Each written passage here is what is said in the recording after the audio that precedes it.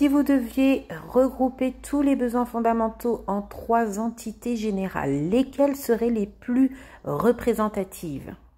Plusieurs réponses peuvent être possibles. Le besoin d'existence, le besoin de sociabilité, le besoin d'aimer, le besoin de développement personnel ou bien le besoin physiologique.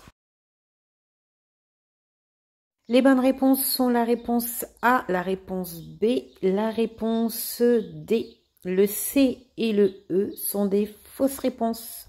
Qu'a-t-il défini Abraham Maslow en 1943? Réponse A, un besoin. Réponse B, 2 grands groupes de besoins.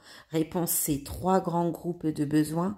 Réponse D, 4 grands groupes de besoins. Et la réponse E, 5 grands groupes de besoins. La bonne réponse était la réponse E. Oui, Abraham Maslow définit 5 grands groupes de besoins fondamentaux, hiérarchiquement organisés, dont un besoin considéré comme supérieur ne peut être satisfait que si des besoins intérieurs ne sont pas comblés. Le rôle des parents est très complexe à identifier. Il existe 3 dimensions qui semblent fondamentales. Quelles sont-elles? Réponse A, physiologique. Réponse B, affective. Réponse C, culturelle. Réponse D, sécuritaire. Réponse E, éducative. Les réponses sont réponse B, affective. Réponse D, sécuritaire. Et réponse E, éducative.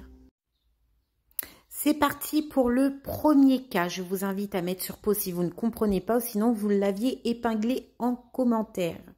Vous travaillez au sein d'un centre de rééducation qui accueille des adultes en situation de handicap. Récemment acquise, vous vous rendez un dimanche matin vers 7h30 dans la chambre d'un monsieur, d'un patient, afin de prendre soin de lui. Chrétien pratiquant, marié et père de 2 enfants, exerçant une activité professionnelle en tant que chef de rang en restauration.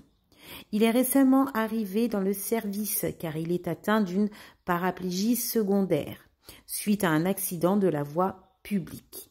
Il est dans son lit, voûté, le regard perdu, le visage fermé, malgré la courbe esquisse, sa voix bien réveillée et basse et assez monotone.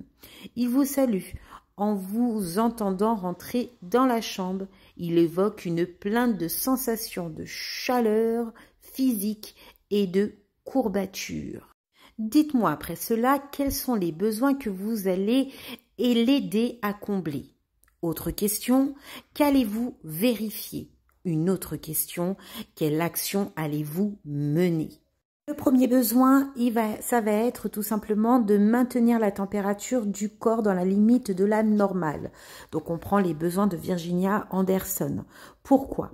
Car celui-ci souffre de courbatures et sensations de chaleur. Celles-ci doivent être des informations transmises à l'IDE afin que la température puisse être prise.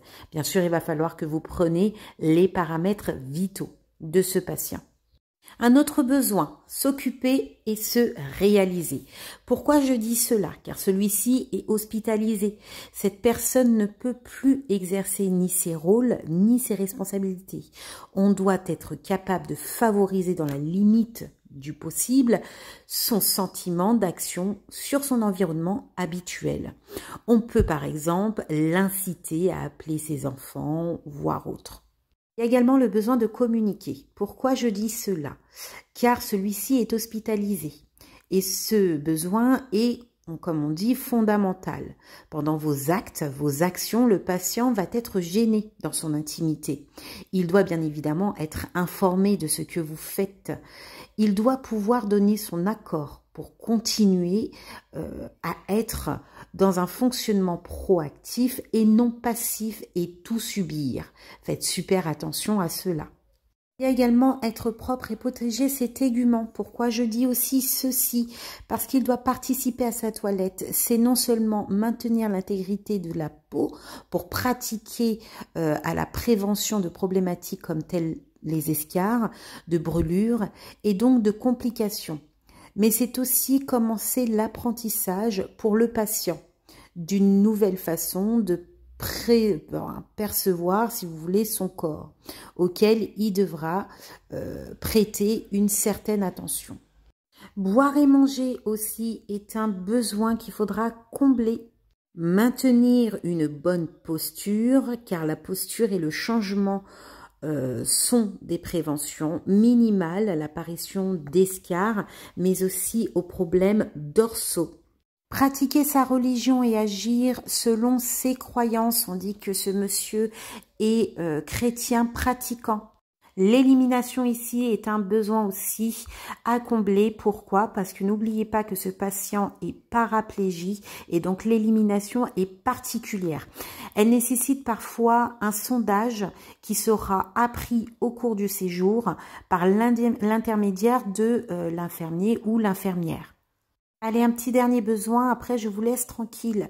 Le besoin d'apprendre. Plusieurs arguments vont sembler être importants pour souligner ce besoin comme fondamentaux.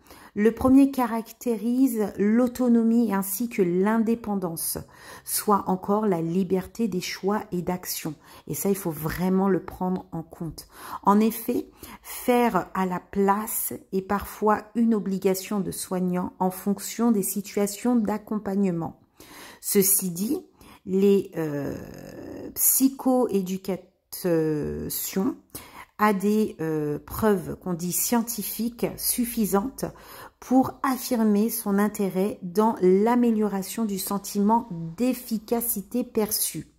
Des stratégies pour faire face, donc on appelle ça coping, et par la même de qualité de vie.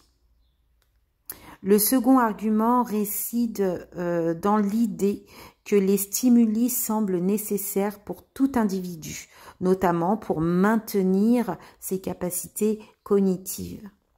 Et voilà, j'espère que cette vidéo t'a beaucoup plu, t'a beaucoup servi. Si c'est le cas, n'hésite pas à mettre un petit pouce vers le haut, à commenter si tu as des questions, à m'encourager à faire d'autres vidéos.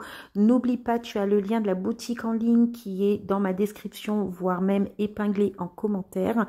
Tu retrouveras des fiches de révision, des livres pour te guider durant ta formation.